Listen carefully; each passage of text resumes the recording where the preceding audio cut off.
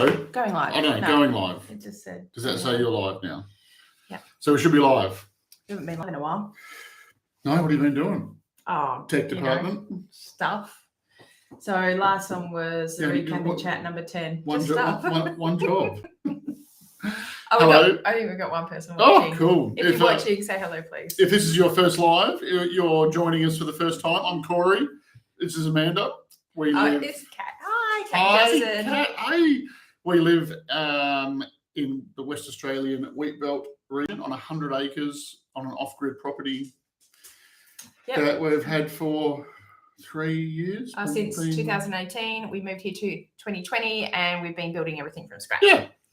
So we like to jump on and just do these recap and chats so we can just keep you guys updated. Yeah. And I thought that... And we have been a bit slack because... Yeah, I wanted to jump on because we haven't published much lately. But yeah, that's why we're here to have a chat. All right, so both Kat and Justin are there. Hey, team. Hey, how are you? So, what's the goss? All right, so... What's been happening? Like I said, we haven't had a live since the last recap and chat, which was, I don't know, maybe like 8 weeks ago. Eel Hayes, hello, welcome. Thank you for joining us. And the funny thing about that is, like a few of you already know, but that was the first weekend we got monetized. Yes. Right? It was. So I think that was what must have been the first bit of content we published after we got monetized. And we still haven't received any money yet from YouTube. Yeah. In the bank. Yeah, we'll get to that. But that's not unusual when you're not making millions. So yeah. That live video of us talking actually got a copyright claim on it. So that got demonetized, right? Just like why do I get it happen? So this music company thought we were playing some Spanish music. And what it was, Senorita, because they give you like the section that is in violation, and it was just Corey talking, but it was just the Aussie accent run-on sentence, and they must have had some sort of automatic software that thought it sounded like him singing part of a Spanish song, something like. I'm not even going to attempt to sing any Spanish song because don't sing any song. No. Maybe AC/DC. No. Yeah, go on, continue. Beautiful live. Hello, hi. Yes, the musicless live Kat is got pinged for a copyright claim, which was so funny. Yes. So all right, so what happens? So now you guys will know what happens. So this was not a copyright penalty from YouTube. This was another channel or company that placed a copyright claim on some of our content. What that means is that they just submit a form, or they have a bot that submits a form. That claim goes onto that video, and they start receiving any revenue generated from that video instead of you, because they've got rights to it. Claim on it. Yeah. You've got 30 days. It was less than that. To respond, you only had something 7 days. 5 days. It was really short. Yeah. Right. So you need to respond within a very short amount of time. I have a lovely voice, Kat. Thank you. To dispute it. And that was just like filling out a form type thing, and you have to explain why it's being disputed and basically plead your case. Yeah. Now that doesn't get sent to YouTube. That gets sent to the person that made the claim on you, and it's up to them. They've got 30 days to respond to your response, and so it's up to them to either maintain the claim or release it. Now, I was coming up to 30. They hadn't heard from them. I had no updates. From that point, once I entered the dispute, they put any earnings into escrow, so they're held. And whichever way the case goes, those people get the funds. If we get found guilty of that, or if they get Guilty. or whatever, I don't know. If they win or we win, then the money goes to whoever person wins the case. Yeah. Is that right? I think so. Yeah. So, and it was coming up to the last few days. I'm like, what happens here? Like, does YouTube get involved? So I messaged YouTube and just said, hey, this is happening. If they don't release claim on that, like, do they get penalized for making a false claim? And I never heard back from them.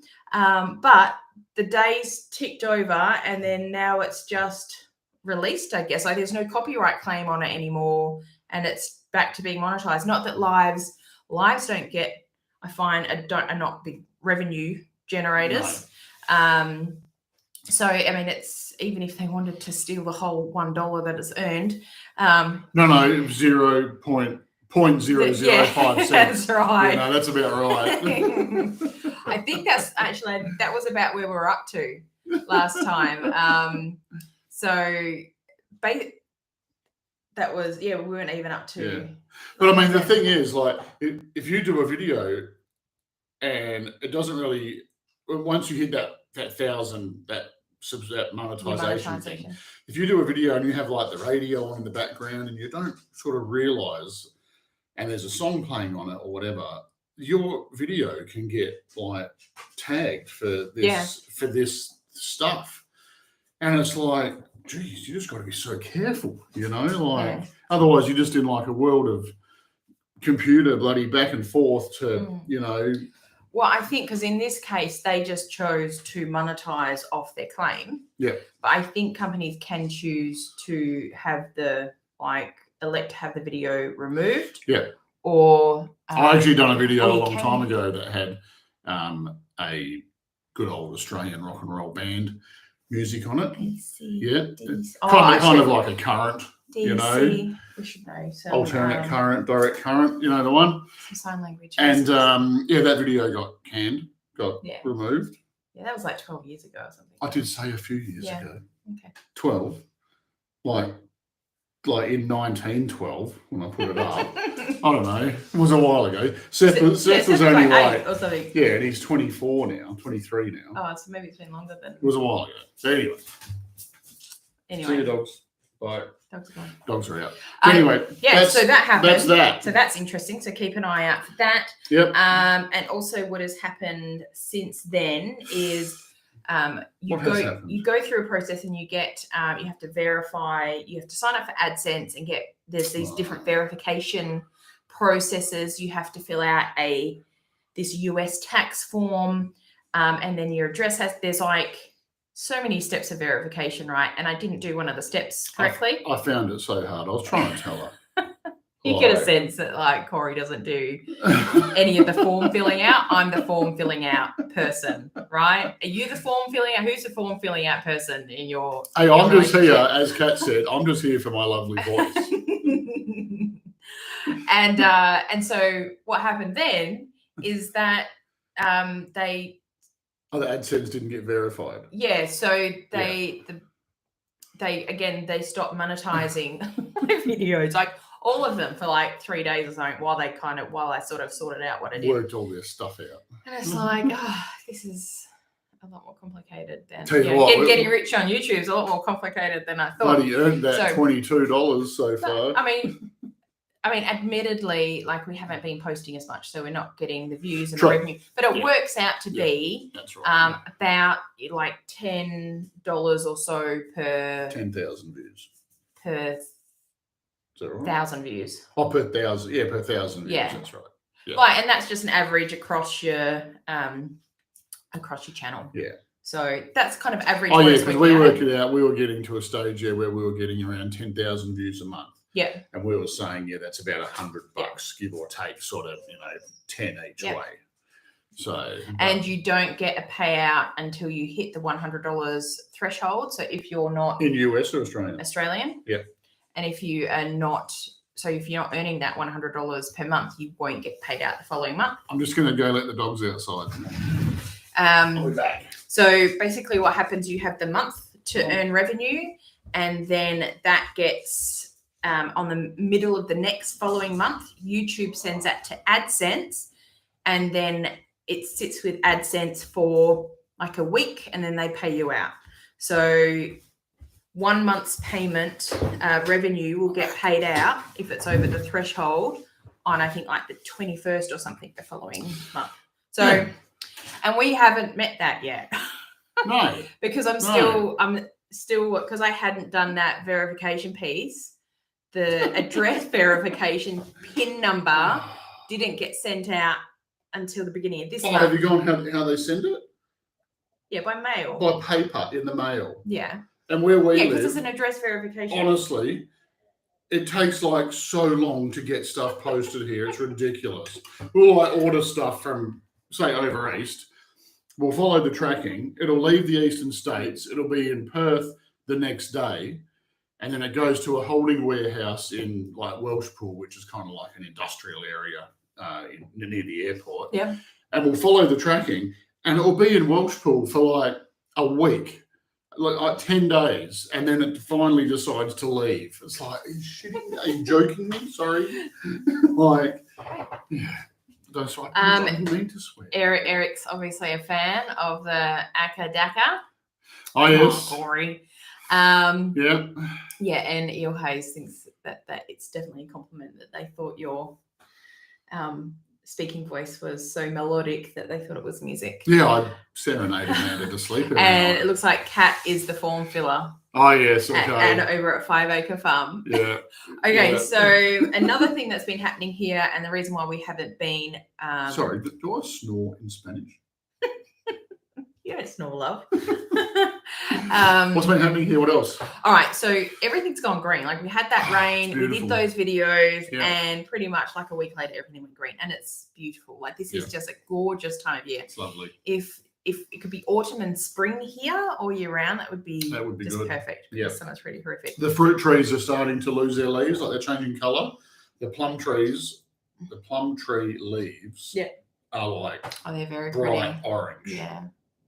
We should do an orchard tour. They're like awesome. Put it on the list. Our orange tree has about, I'm just looking at it out the window, probably about a dozen oranges on it, and we've been eating them slowly. They're like pretty bloody good. They are very, very tasty. The orange, it's got spikes on it like that long. Oh, savage bloody tree. Is that normal for orange trees? I don't remember orange trees being so that spiky. Aggressive. They're like 30 mil long, 40 mil long, literally. Tell you, they'd like puncture a car tire if you run over it. Our mandarin tree, which we've had in the ground for 3 years, which has only grown about an inch from when we put it in, has one mandarin on it. It's like a tree like this big, right? Literally, it's only and it's got a full-size mandarin on it. Yeah. It's like, what are you doing? It's actually the mandarin is probably a bit bigger than the oranges on the orange tree. So that's interesting. Yeah, so everything's going green, and this kind of triggers us doing a lot of stuff, right? Because we want to, it's like prime project time. Yeah. So we've actually been doing a lot, and we've been filming as we've been going along, but with like sort of extra work we're doing and extra projects, it's just the editing kind of just gets lost. We have been working. I'm not making excuses, you're telling me a reason. We have been working a little bit more, like a few more hours each week, maybe like an extra half hour a week. Yeah. Maybe a bit longer. Yeah. Right. because we cash flow all our projects. Yeah, we buy stuff as we save up, buy it, Because it's like another long story, but years ago we did this like big debt-free thing, so we don't get loans for things, and we don't have a credit card or anything like that. So everything we want to do, we save up and we cash flow. Yeah.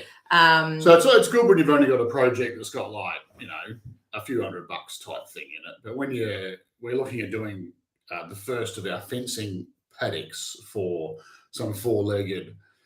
We'll talk about that shortly. Beefs, right? Beefs. But I just priced it up then, and it's probably getting close to $2,000, and that's just for one sort of fenced paddock, and that's about nearly 5,000 square meters of area. Yeah, because we've got a paddock that we're going to build out in a U shape off an existing fence. Yes. So we're going to work with the roll length of wire that you can already get. 200 meters is the length of the roll that we want. Yep. So we're going to build it out to that size, but then the corners still need box sections, which is like 3 posts, 2 rails, like Yeah. each box section, like corner box section. Would you Because wear about like 150? Yeah, copper logs for us bucks. are about $30 each for a 2.1 meter log, and that's an RL5, so that's approximately 120 to 150 mil round, roughly. The RL5 is a decent sized log. The next one down, I think, is a bit too small. So the 125 to 145 it is. I just remembered. Okay. So they're about $30, about $28 each for a 2.1 meter.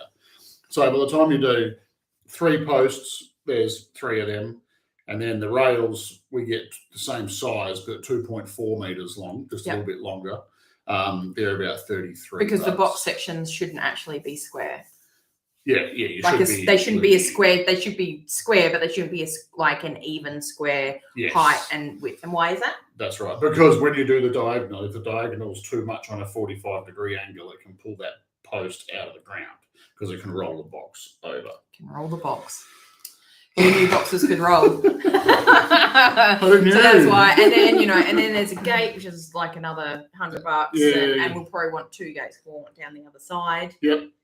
So there's all the anyway. So it's and then there's a water tank. So we need another water tank down there. Star pickets are $7 or $8. Yeah, $7. So how much was the roll of white? Almost $300. Yeah, 308. So it adds up. Yeah, it adds up. But barbed wire is 128. So I have a very good memory for like prices and numbers for stuff. So barbed wire, 500 meter roll. I think it's 1.57 mil barbed wire from Cyclone. Is $128 for 500 meters. So this is just like a base paddock, and we are wanting to move into doing like cell style grazing and doing like regenerative agriculture principles. And we are actually tomorrow. Yes. We've kind of made contact with this regenerative agriculture association group and become members. And we are attending one of their field days tomorrow. Yes. So not too far from us, probably about an hour, 10 minutes, so hour and 10 drive. It's a sheep farm. They're actually doing regenerative agriculture there, and like you're there all day. You get toured around, and they just show you the whole process. You get a sheep on the spit for lunch. Oh, yep. They not each, like you have to share it, but you get to try one of the lambs from the farm from that system. Actually, I shouldn't use the word lamb. Yeah. So that's going to be really interesting, and we're excited that we're actually at the point where we can start thinking about big animals bigger than a chicken. Yeah. It's always been on the cards, but yeah. We still haven't technically finished the house yet, but now we've built the shade house. We've done 2 of the garden beds, and we'll kind of add to that over time. Yep. We want to start looking further out. We've sourced a soil place to get some soil from. Yes, locally. About an hour. When we say local, an hour to 2 hours for us is local. Yeah.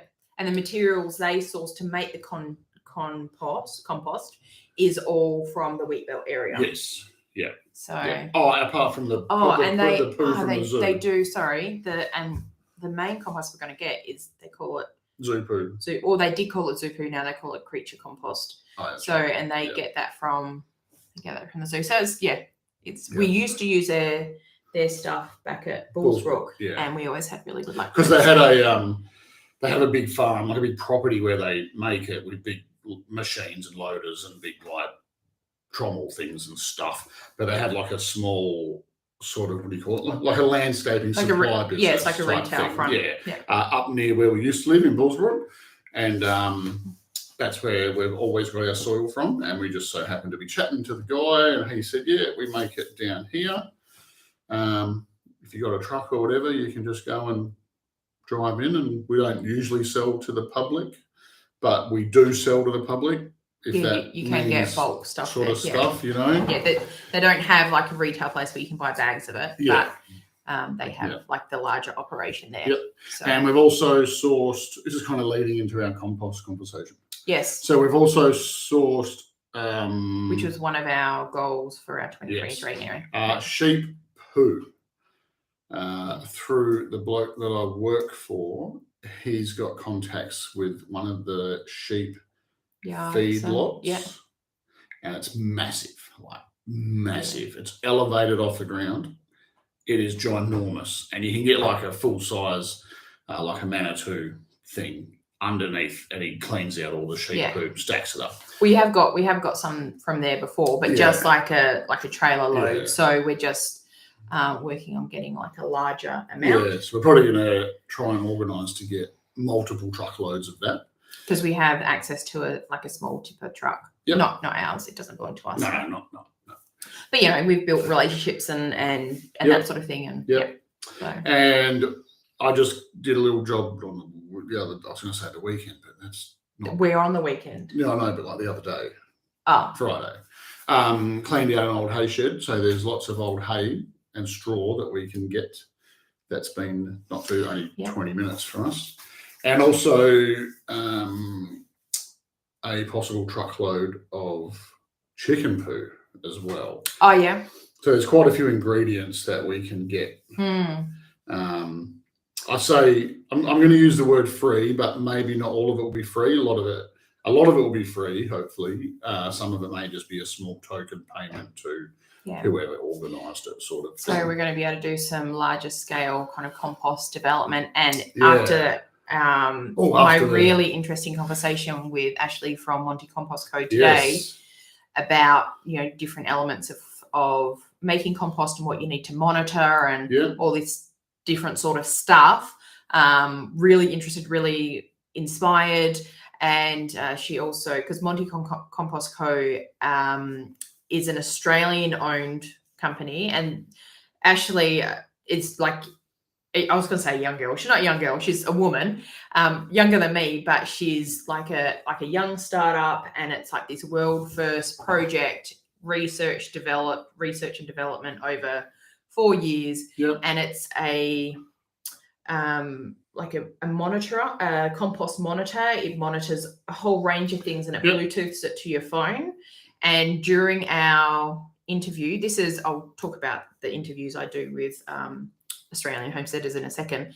She offered like a discount for the members of our Australian homesteaders group. So, and it was an incredible discount. So on the heels of that, I might be purchasing one that we can use. Sorry, I just read Kat's comment. Amanda in. Thanks, Kat.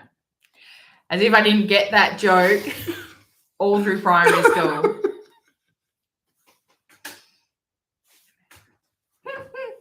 Sorry, not sorry. Obviously you find that funny. He needs a moment, Kat. TJ said in WA, an hour is most definitely local. Yeah.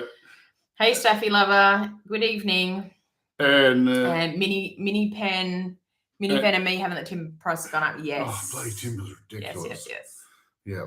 Oh, TJ also said Welsh Pool's like a black hole. Yeah. For WA regional. So what happened with the treated pine timber suppliers in Perth is they're down south of Perth, about 3 hours drive, maybe 4 hours drive down south. There was the timber treatment plant where they used to take all the pine and they'd treat it, and it would become treated logs, sleepers, timber, square round, whatever. It burnt down. So that was about a year and a bit ago, I think. The treatment plant, maybe 2 years ago, I don't actually know. But it burnt down, and there was a big shortage of getting available treated pine. And it's never really recovered to the same levels as pre-burn down. Yep. Yeah. Continue about the Monty's compost.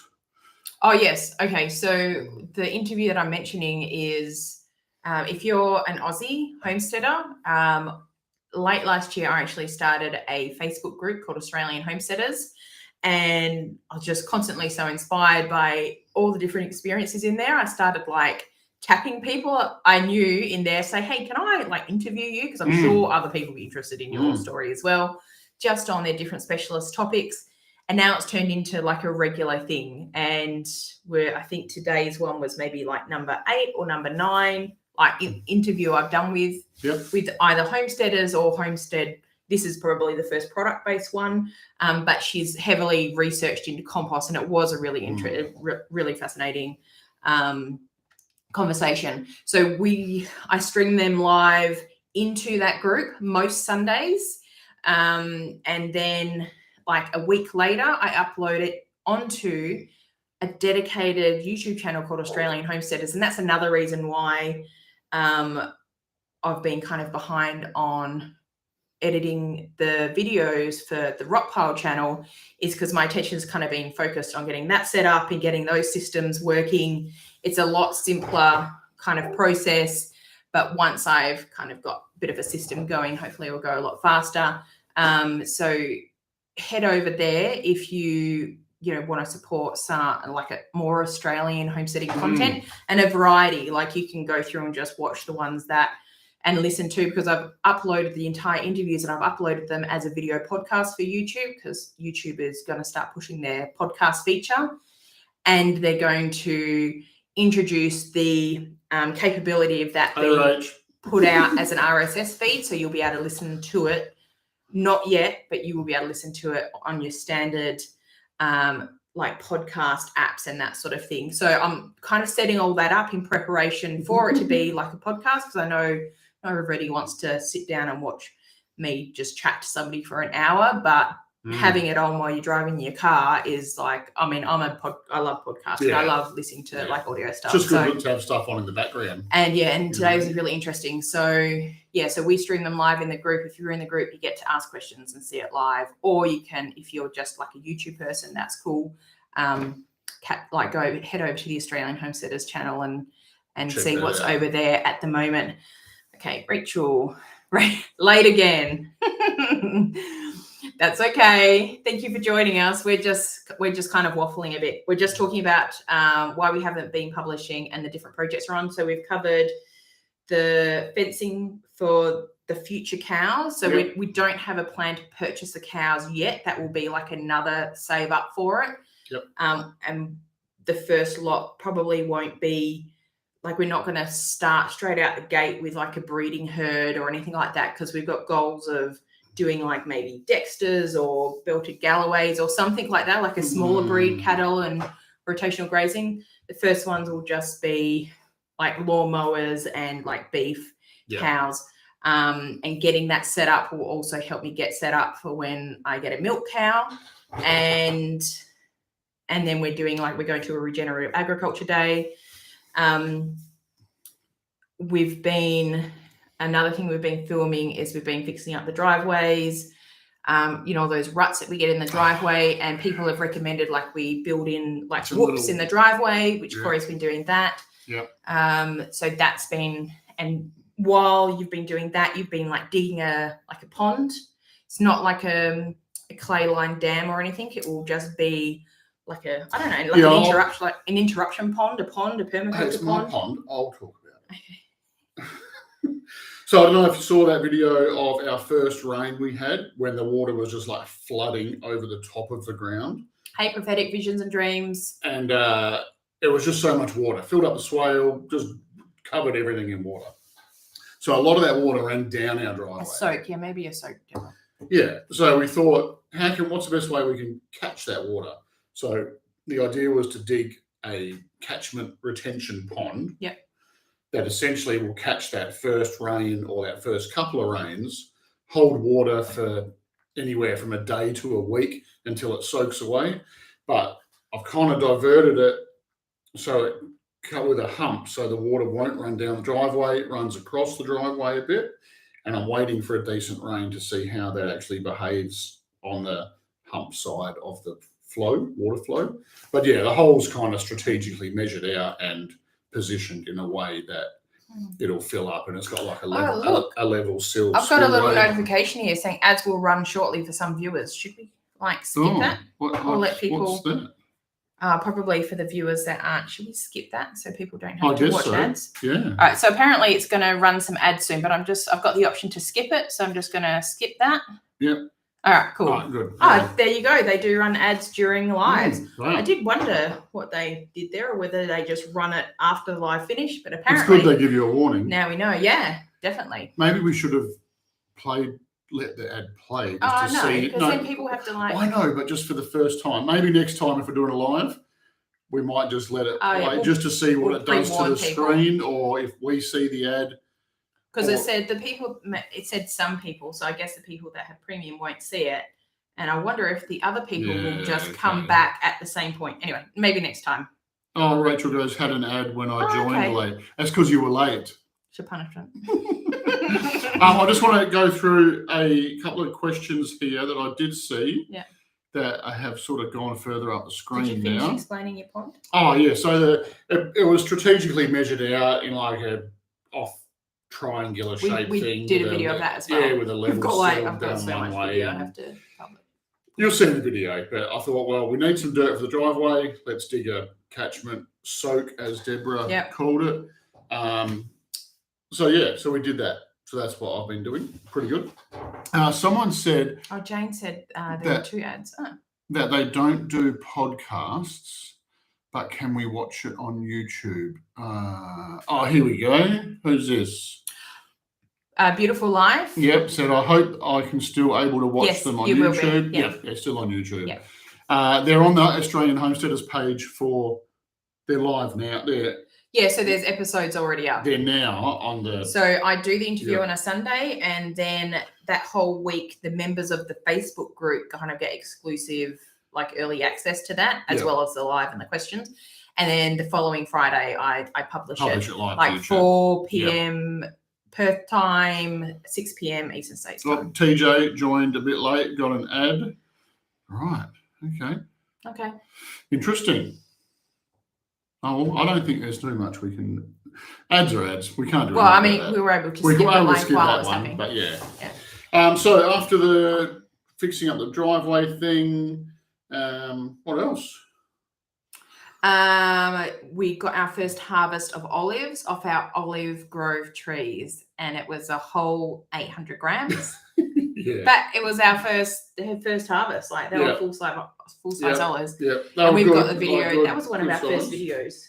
Yeah, establishing that growth. So we bought those olive trees basically as twigs.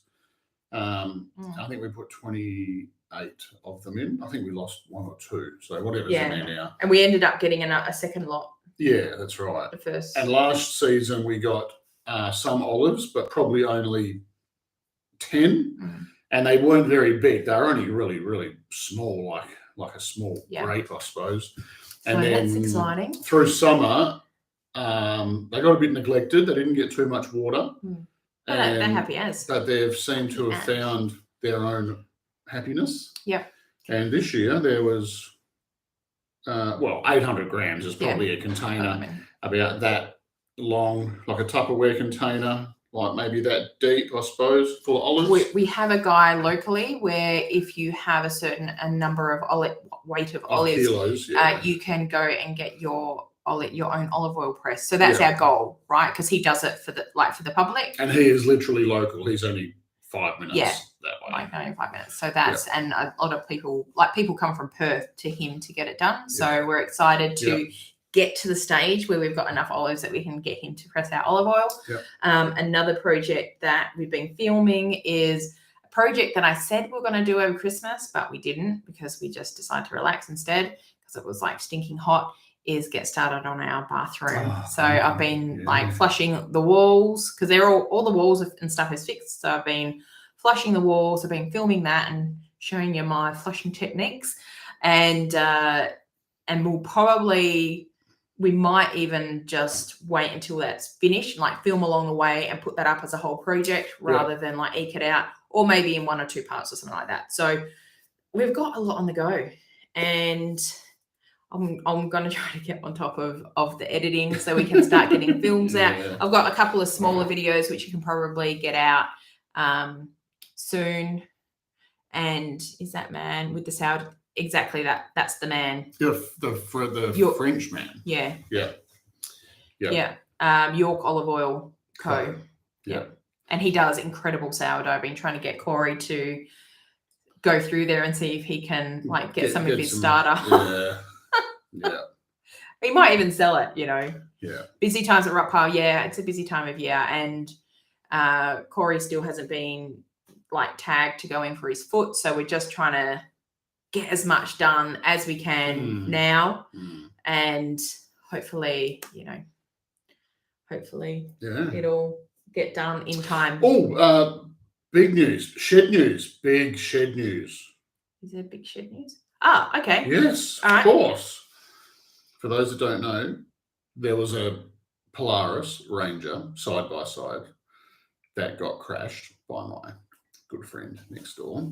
It wasn't ours. It was his. But he crashed on our property. Yeah. So, finders keepers type thing. Yeah, so basically, I did a few videos. Just I was driving out to grocery shopping. I'm like, why is this thing? And I took a photo of it. I'm like, hanging out of the tree. Whose is this? So I started rebuilding it because it was some time ago. It was all the chassis was all rusted out. We got a video of it. All the chassis was all rusted out. It was stuff. Your average person would have just chucked it. Yeah. So I basically pinched all the motor and stuff out of it, and I made up a new chassis for it. Went, I will rebuild. And the other day, last weekend, right? Because I was getting a bit peeved with the shed, right? I was going, I need a bit more room in this shed. It was pretty. There's just so much crap in there, and it wasn't organised well. And I had my saw bench on one side, and it was taking up too much room. I said to Corey one day, let's have a shed cleaning busy bee. Yeah. So we spent like a couple of days like cleaning everything out, and he kind of got his shed back because it was becoming a bit of a catch-all. Yeah. And then I spent a day, and I got the Polaris running. Got it working, drivable. Yeah. And I've been driving it around. So it's still not 100% finished because a lot of the plastics, like the bonnet and the sides and all this stuff, was all wrecked when it hit the tree. So it doesn't have like the cosmetic looking stuff on it. So I still need to like paint the frame and make a floor and stuff. But we have a side by side. But it runs and drives. Pretty happy with that because now I can like move it out of the shed when I need to do a project in there, which is bloody awesome because it's only a little shed, 9 meters by 6 meters. And by the time you got your battery room, the Polaris, the lawnmower, the wood chipper thing, the big saw bench, the welding table. We do need a bigger shed. There's not much left. That is also on the list, but like it's way down on the list. So 10 out of 10 for that one. I'm pretty happy with that. Yeah. That's good. So that's probably all the big stuff we've been up to, and the fact that we've been kind of working more and doing like for our jobs, for our income, and then doing more projects on here. And with me working on the Australian homesteaders stuff, we haven't put out as many videos, but we're still here and we still love the fact that you guys show up for us and watch what we do put out. Much appreciated. Thank you to every single one of you. I'll definitely get back on top of all this footage that I've got and that I need to put out for you guys because Bullshit, Corey, not the average person. No. I'm not the average person. I've been called many things. I have throughout my life. Okay. So that is probably about it. Yeah, I reckon. It is. Just I don't think you just want to have a quick read through them. Yeah. I don't think we've missed anything here. Oh, Deborah Lee said she missed the Monty episode today. Oh, it'll be on the Homesteaders Facebook page.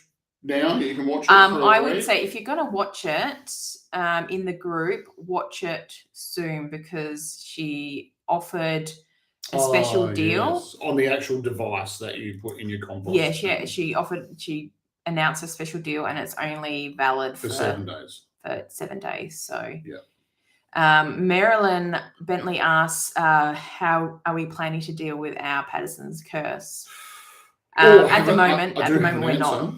For that, we're not. Yeah, well, actually, Patterson's curse is funny. It's like sometimes it doesn't come up and overtake everything every season. Like so, the story goes. Last season was lupins. Let's talk about Bullsbrook. Right, when we bought our 5 acre land in Bullsbrook, it was a 5 acre block, and it was in amongst 20 other 5 acre blocks, right? And we went there to purchase the block of land before the development was finished. This was like 2006. Yeah. And it was basically, what's 5 times 20? 200. It was like 200 acres of Patterson's curse, like one continual crop of Patterson's Curse, and It it was was seriously beautiful. 6 It's feet beautiful. high. We're like, oh my god, look at these beautiful. We'd purple- never seen it before, and we were parked up on top of this hill, flowers. overlooking it, and it was wonderful. Drove down to a block, started like walking through these like purple fields, and it's like, it's What's this sticky. rash I'm getting? It's a bit spiky. Right. This isn't beautiful. This is And horrible. then the guy that was selling us the land told us about it, and we went, "Oh yeah, that's crap. That's not good." So what we did is we mowed it down. Now Patterson's Curse seeds stay active. I think they stay in the soil for like 9 years or something. Yeah, for a long time. Yeah. But we found with constant mowing, when you get the leaves come up, like the big leaves come up, we would mow, so you don't let that plant go to seed, I guess. Yeah, and then we also ended up getting like livestock, like grazers, some sheep. We got some cows, and livestock is great for keeping it down. We found that constant mowing stopped coming back. Stopped the weeds, but increased the grasses and the clover. So we're doing the same here. We've got a patch across the house there, across the driveway, which I mow regularly when it's green. Yeah. And the clover has changed. Yeah, there's no in 2 years. It's basically starting to dominate that area. Yeah. So that's kind of our thought of how we've dealt with it. We don't want to poison it and start spraying. Oh, it's a cat. No. Did the cat just walk across the screen? Yeah, but the camera's up there. So right, so we don't want to start throwing chemicals out and all this stuff. So so hopefully that answered some Patterson's questions. Maybe not all of them. But for other pasture management approaches, I don't know if you were here from the beginning, we're starting to move into more regenerative agriculture education, like educating ourselves. Yeah. We're going to a field day tomorrow. We become a member of like an association that we can get. It's not a secret. I think Tom Cruise is in it. It's not that kind of secret. No. So there's that. Okay. So I think that is it. TJ says Minorba near Mount Barker is where they get their pine poles from. Yes, a little bit far from us. Yep. Deborah harvested her one tree and got a few kilos just off the one tree. That's great. So hopefully we can get a few kilos off each of our trees. Because when I planted them, I think in the video I actually said, we're not here for the, we're here for the long haul. Like in 5 years' time, 10 years' time, we want to be on basically a property that is as self-sufficient as we can. So we've been here for 3, right? We've been getting fruit. We've grown veggies. Yep. We're sort of, hopefully this year we'll be moving into like edible animals, kind of like edible berries for animals. The fruit trees are really done coming to their own. And you didn't laugh at that joke. Edible animals? Yeah, sort of like edible berries, but edible animals. Sorry. So hopefully at the 10-year mark, we'll be able to sit back and go, we've got our beef in the freezer, we've got our pork in the freezer, our chickens, we've got a veggie patch that has been producing everything that we need, so that's it. And on that note, thank you. Yeah. We're going to sign out because it's been 43 minutes and 30 seconds that we've been waffling on. Thank you so much for joining us. Someone's got to get a roast in the barbie. Oh, yes. We're having a roast beef tonight. Yeah, roast beef tonight. Yeah. So, okay. Awesome. So thank you guys for joining us and being patient with us, for getting content out and still showing up and saying hi. And, Is that 18 people watching? Yeah, there is. 18 of you. Oh, I think that's the most we've had. Thank you, everyone. Yeah, maybe just because we've been here long enough, people are just like slipping. Yeah, too long. All right, we'll see you on the next recap. Not sure when, but go and check out Australian Homesteading Community on the Facebook page and Australian Homesteaders YouTube as well. Yep, and so you can see check out some stuff and awesome. Go from there. All right, see you next time. Thanks, guys. See ya.